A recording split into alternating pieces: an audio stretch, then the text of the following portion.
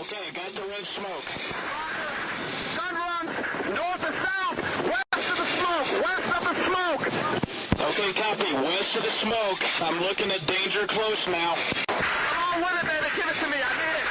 You're cleared hot. Copy, cleared hot. All right. Full Auto Friday. Wow, I need to turn my headset down here just a touch. Full Auto Friday, number 6. We're going back to the traditional format today. I got my stopwatch ready to go. Only 4 questions for today. We're going to keep it short. Going to get out of the week, into the weekend in a relatively short period of time. Before I begin, I am not the person who is running the Not Jocko Willink Instagram page. Whatever, there's some variation of what I just described, and the number of direct messages I get per day asking if it is me, I am ashamed to say that it is not me.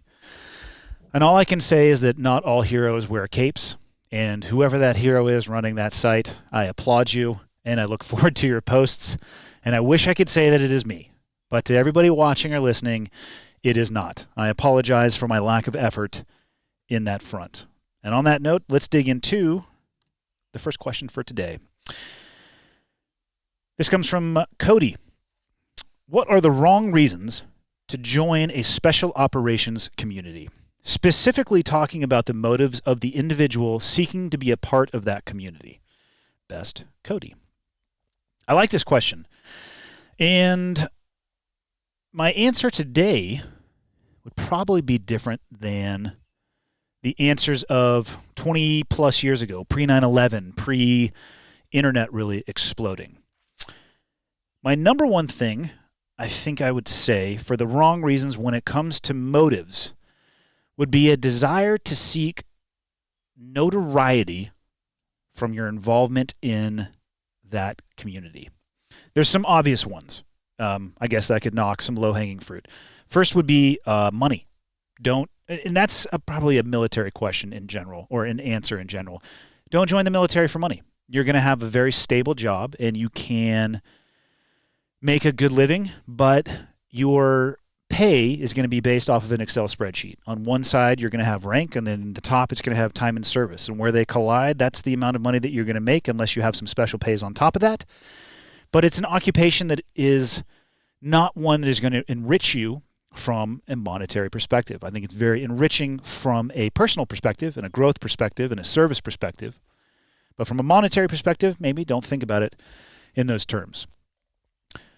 If you go down the special operations pipeline path, whether that be Ranger, Green Beret, Buds, fill in the blank, whatever you're taking a look at, remember that the selection process for whatever pipeline you're going to go down is designed to grind you into dust.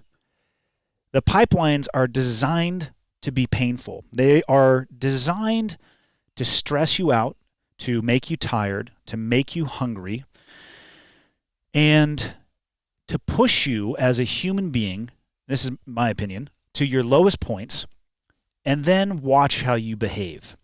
Because they're trying to replicate the worst case or the environment that you may encounter in a real-life situation outside of that training environment. And if you go down the pipeline because you think the sound of being a SEAL, I'll just talk about the SEAL community from here on out because it's the only thing I have experience with. If you go into Buds because you think it's going to be cool to be a SEAL, when you're colder than you've ever been, for longer than you've ever been, and a table is sitting in front of you with steaming hot chocolate and a blanket, you're going to question how cool you think being a SEAL sounds like.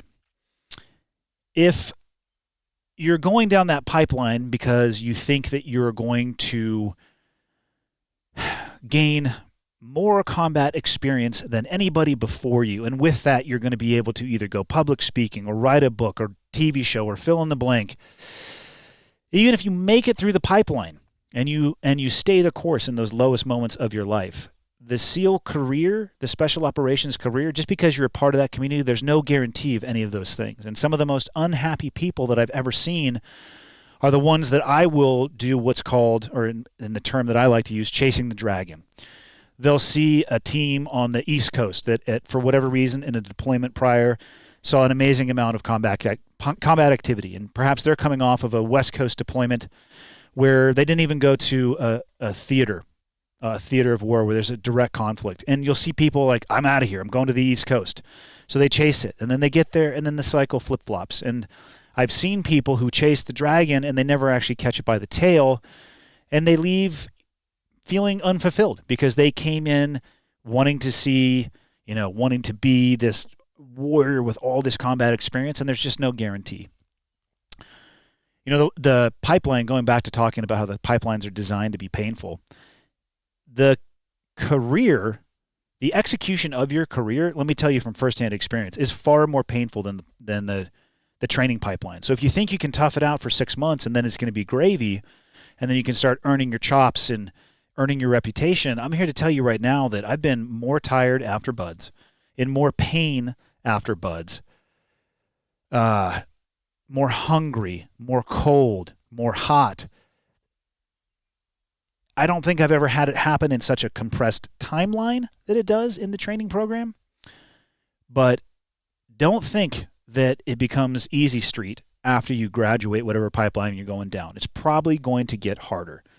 So I think the best reason, this is a little bit of a flip-flop on the question, what's the wrong reason? The best reason I would say is that you want to serve and serve something greater than yourself. That's probably the best reason to consider a role in special operations. And if you don't feel that way, I'm not saying you can't make it through, but perhaps put a little bit more thought before you sign on the dotted line and give X number of years to Uncle Sam. And I went over by 10 seconds. Damn it.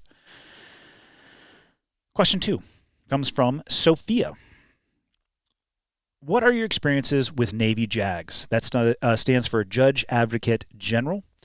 Have you ever deployed with one? And do you, after all that happened with the Gallagher case, see the need for a restructure of the organization too? Start the clock. So the easy part is, yes, I have deployed with it. Well, you know what? Did I actually deploy directly with the JAG? I don't think that the JAG was attached to the unit or element that I was deploying with. I believe that the JAG was already forward deployed. So they were attached to the battle space, not directly to our unit, but I guess that's a minute detail because at the end of the day, it didn't really matter. I could interface with the JAG as much as I wanted to. And a common time that you would interface with a JAG, which I might be a little bit off on this, but I hear the term JAG and I think Navy lawyer. There's Naval Criminal Investigation or Investigative Service, NCIS, and then there's the JAG, the Judge Advocate General. And my understanding, the JAG is the lawyer, and it's not like what you see on TV if you watch the TV show JAG. But I digress. The most common thing you're going to get in theater is a Rules of Engagement brief, ROE, and that is going to be given by a JAG. And I've had those in the United States before we deploy overseas. And this is your opportunity to ask questions if you need clarification. This is the time for your what ifs. What should I do? Actually, you know what? Not what should I do. What could I do or what can I do in this type of situation? Where are my left and right lateral limits? What is a hard no of something that you can never do? Where is the middle ground? And then what is something that you don't need to reach to higher headquarters for, which would be a hostile act or a hostile intent directly at you. I mean, because you always have the inherent right to self-defense. So that's my experience with JAGs. And there's good ones and they're bad ones. So I'll answer the second part of this. Do I see a need for the restructure of the organization based off of what happened with the Gallagher case? I don't know. Again, we're talking about human beings, and just because you throw a uniform on doesn't mean that you're going to be a good person. It doesn't mean that you're going to be morally correct in your decision-making process or your thought process or the actions that you take. So in my experience with the JAGs was very good. Eddie's experience with the JAGs seems to be very, very bad.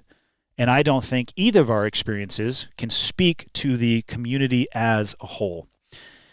And I think they're important. So a restructure, I don't know what that would look like. I certainly don't think that they should be or should not exist anymore. They absolutely serve a purpose. And it's important to understand where your legal authorities lie and your boundaries. If people look at ROEs as an example, and they oftentimes will refer to them in terms of being restrictive. I found ROEs to be empowering because the more clarity at a granular level that I understood what it was that I was authorized to do as an individual, or like I said before, you reach out to higher headquarters, I know exactly the chessboard that's in front of me. And then I can worry about the maneuvers that I need to make on that board. And I don't have to worry about in the back of my head, well, what if? I see a situation playing itself out, and I really wish I would have asked that because I want to take action, but it's falling somewhere as an individual where I might think it is a gray line. And I've had that happen in the field where I didn't take action, and then I had to go and I found a JAG. I didn't have to go. I wanted to go find a JAG because I wanted a deeper understanding of my authorities. And they gave me great ones. And, there are times where you might be called onto the carpet to articulate and potentially defend your actions. And I've had JAGs stand right there and tell a battle space commander or somebody who was inquiring about an action that, yes, it was legally justified. So they serve an amazing purpose. Hard to judge an entire community off of one experience. So I don't even know if I answered your question. That was my experience with JAGs. Again, not like the TV show. See, I came in a few seconds under on that one. My timing, the average is going to be good. 2 questions left. Which one do I want to do? All right. I like this one. We'll start here. James Fro. In the throes of a pandemic, civil unrest, economic uncertainty, inconsistent and unclear messaging from leadership, any pro tips for managing this type of stress? Big stressor is the indefinite nature of these shenanigans. His words, not mine. Stopwatch is running. How about we start with the fact that I am not a pro, so I can give you some advice and things that work for me. The pandemic, the civil unrest, the economic uncertainty, the inconsistent and unclear messaging. I was having a conversation about this today. I challenge people to sit down and maybe for an hour, don't waste more than your time, more of your time than an hour. Sit down for an hour and turn the TV on, whatever news outlet that you prefer to follow. And what I want you to do is make 2 columns, positive and negative, and just make a tick mark every time they flip over to a news story. And do a little bit of research into the ratio of positive to negative information that you are consuming. A good example that I can point to recently, before the fucking U.S. started literally being ablaze, was the pandemic tracker that I would see when I surfed over to Fox News. And before people freak out, I don't use Fox News as my sole or exclusive source of traditional media. I monitor quite a few. But that ticker had people absolutely riveted by the numbers. And I'd hear people say, oh man, I'm watching this thing waiting for it to go down. And I would say to them, do you understand how that ticker worked or how it works? It's not going to go down. It's going to continue to go up. And as it goes up, is it actually truly impacting your life in the real world? Or is it making you uncertain? And is the messaging around it unclear? Because then you can go to the CDC site or other organizations that are saying one thing one day and changing it the next. And I guess what I'm trying to say in a roundabout way is my first tip would be monitor the amount and type of information that you are consuming, because it often will educate your attitude and the actions that you take from that information. And if the vast majority of it is negative, no shit, people are anxious. They're worried. And I'll go back to something I talk about often, the circle of influence and the circle of concern. There's a lot of things in life, like the pandemic, that I'm concerned about, or the economic situation. But I personally, at an individual level, have no impact on either. And every second that I spend worrying about things that I cannot control is wasted horsepower between my ears that I could dedicate and devote to something that I can control. So the The economic situation for the country, I have no control over. But I can look at the things that I do when it comes from economics in the business that I am in, and I can directly control my attention and where I want to develop. In the modern era, I do a lot of public speaking, or I did until January, and right now getting 6 to 10 people into a room is probably what most states allow. So the odds of me getting a public speaking gig in the next, I'm going to say 6 months, is incredibly unlikely. And I'm not worrying about it at all. What am I doing in that time period? I'm actually focusing on what I'm doing right now, the podcast. In 2 weeks, I'll have a completely done, dedicated studio just for this podcast. And so the backdrop is going to change. And for people wondering, this isn't the actual backdrop of my house. This is just a Zoom background. So everybody who thinks that I'm sitting in front of a lake, it's just actually a green screen. I'm sorry to let you down. But look at the stress that you have and try to identify where it's coming from. If you feel like the stress is coming from something that you cannot control, try to, at least to the best of your ability, because it's easy to say, oh, don't worry about it. I'm not saying it's easy, but to the best of your ability, focus on those things that you can control. Keep the world as small as you possibly can. I live in a place that is not nearly as touched, say, as New York is by COVID-19. But that doesn't mean that I'm not being safe. I am being safe inside of the environment that I currently exist in, and I feel for the people who are in New York, but there's absolutely nothing that I can do for them, and there's no reason for me to look at the number of active cases in New York. So it's not that I'm ignorant to it. I realize, but by focusing on those things, that there's no positive impact in my life. And I can get stressed out just like anybody else, or anxious just like anybody else. And when I feel that, I really dive back in to make my world as small as possible, get into the minute details that I can control.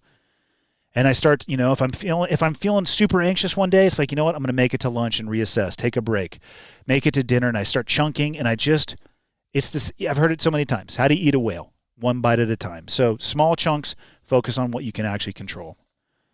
Right at 5 minutes. Last question for this Friday. Get everybody into their weekend. This comes from Sam Rouse. I hope I said that correctly. A little background to understand my question better. I'm an Army brat. My dad was a Green Beret during Vietnam. He passed in 2012. I'm very sorry for your loss. In the years since his passing, I found myself as the token civilian friend. Soldiers warmed to me quick for some reason. With that said, as the token civilian friend, how can I and others support our active duty and veteran friends in the civilian world? I enjoy your content. I miss my dad, so just hearing you talk with your friends, the language and humor soothes the ache. Thank you. Well, you know what? Let's start the stopwatch. First off, I'm glad that it does. This podcast has been an amazing experience from the beginning. So much more cathartic for me than I thought it would be. And quite frankly, the reach, which continues to grow, it baffles me. I appreciate everybody taking the time, energy, and effort to tune in. And when I hear stuff like this, it's awesome. Because I feel like I'm a moron stumbling my way through life. And I understand my life and my experiences better when I can sit down and talk with good friends about our shared experience. And most of my good friends are from my time in service. So the token civilian friend, they warm to you quickly. That doesn't surprise me at all, because you get into a room, talking about me right now, you get into a room with people who are in the military or were in the community that I was in, and there is an immediate connection. There is a sense of camaraderie. Maybe that's the best way to describe it. And it's quick and it's palpable. You can connect just like that. So it doesn't surprise me at all that you are somebody that people in the military warm to very well. How can I support our active duty and veteran friends in the civilian world? Oh, man, this is tough, because active duty people and civilian and vets, they run the gambit. You run the gambit from people who won't say anything about it to people who, in my opinion, say far too much. You run the gambit of people who want nothing from their service to the other side, who people, in my opinion, want far too much for their service. They constantly want recognition. They constantly are asking for discounts. They're constantly looking for some kind of deal. And I'm not saying that there shouldn't be discounts or, potentially benefits for veterans, but man, It doesn't have to be your first question. I guess I'm saying every time at checkout. It's okay if you pay full retail price, especially, and I've seen this directly, like a $5 purchase and you're asking for 10% off. Do the fucking math. I mean, come on. But that's way off topic. The best way that I have found to support active duty and veterans, in my opinion, is to treat them exactly the same as you would anybody else. The last thing that I think anybody deserves ever is a free pass for the uniform that they wear. And that is inclusive, in my opinion, of law enforcement, first responder, anybody who wears a uniform in the service of others. We live in a country where the draft is not currently active, and it hasn't been active for a long time. So the people serving on active duty are doing so by choice. Same with the Guards, same with the reserves. And let's not forget that. They made the choice to join the military. They had an understanding of what they were getting into. It is a unique occupation, to say the least, but I'm going to be the first person to tell you it's not that special. So, coming from that world, don't expect special treatment. I oftentimes see people getting far too much rope, and they'll be doing something stupid, and you'll hear somebody say, oh, well, that's, so-and-so, and that's what he used to do. Who cares? I don't give a shit. Hold them to the exact same standard that you hold everybody else to. I would actually say that active duty and veterans need to be held to a higher standard because they've at least come through a pipeline. From my understanding, all four services, you should have an understanding of discipline, good order and discipline, a chain of command, communication, and very few people, 0.05% of the current U.S. population is wearing a military uniform on active duty right now. It's a small amount. It's a privilege to be able to wear that uniform, and you should be held to a higher standard. People should people should watch you and look to you for the example in both language and behavior. Why? Well, how about you're getting paid you're getting paid to wear the flag of our country on your uniform. Most other people, they're buying those in the civilian world on a t-shirt, or they're buying the patches. You're getting paid to do it. You should be setting the standard. And for civilians, and I get asked this a lot when it comes to hiring, don't allow any deviation from your standard. Don't allow it. It's not good for your company, and it's also not good for the veteran or the person transitioning out of active duty into the civilian sector. It sets a criteria that will allow for behavior that in the long run, I have found more often than not, is not beneficial to either party. So if you're in the military, set the standard. If you're out of the military, be there if they need help. Be there to listen if they need somebody to talk to. If they need somebody to talk to that's beyond a friend, be able to, maybe perhaps point them in the right direction.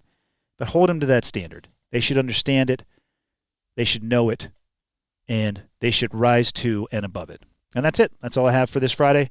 See you guys on Monday for round 2 with Nick Norris, who, again, I'll remind you, is the shortest Navy SEAL in the history of SEALs.